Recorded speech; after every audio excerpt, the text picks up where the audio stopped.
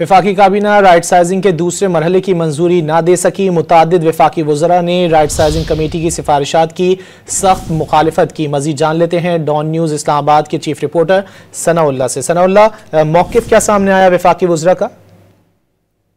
देखिए, कैबिनेट के आज इजलास में 6 नुकात का एजेंडा था, जिसमें टॉप एजेंडा था राइट साइजिंग, जो एक वजीर खजाना की सरबराही में कमेटी बनी हुई है उसकी फेज 2 की जो रिकमेंडेशन थी वो आज पेश की गई, जिसमें वजारत तिजारत, वजारत housing and works, Wazarat science and technology, सरमायाकारी board और वजारत तिजारत भी शामिल थी। 5 वजारतों की थी और जिसमें 50,000 से ज्यादा असामियां खत्म करनी थी और इसके दर्जनों ऐसे इदारे थे जिनको वाइंड अप करना था, खत्म करना था।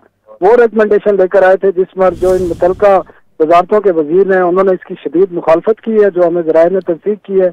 और जिसमें खासकर वजारत साइंस एंड टेक्नोलॉजी के कोई 6-7 इदारे थे जिन्होंने वाइंड अप करने की तजवीज़ थी और उनके तकरीबन जो हजारों असामियां थी वो खत्म करनी थी। उस पर खालिद मकबूल सिद्दीकी ने भी उसकी मुखालफत की कि इस पर हमारे साथ कंसल्टेशन नहीं की गई, ये इदारे इस तरीके से खत्म नहीं किए जा सकते, इससे बहुत सारे जो पब्लिक इशूज है सर्विसेज के वो मुतासर होंगे। इसके अलावा जो इन इदारों पर इन्वेस्टमेंट की गई है वो भी जाया जाएगी।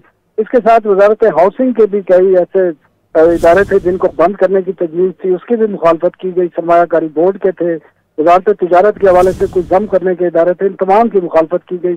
और आज कैबिनेट के इजलास में सिर्फ एक ही एजेंडा टेकअप हुआ है, जो ये राइट साइजिंग का था, जिस पर मंजूरी नहीं दी जा सकी और वजीर आजम ने भी वज़रा का साथ देते हुए इसको डेफर किया है और जो राइट साइजिंग कमेटी है उसको कहा है कि वज़रा की तजवीज़ की रोशनी में नई रिकमेंडेशन बनाई जाए और कैबिनेट के आइंदा इजलास में ये पेश की जाए।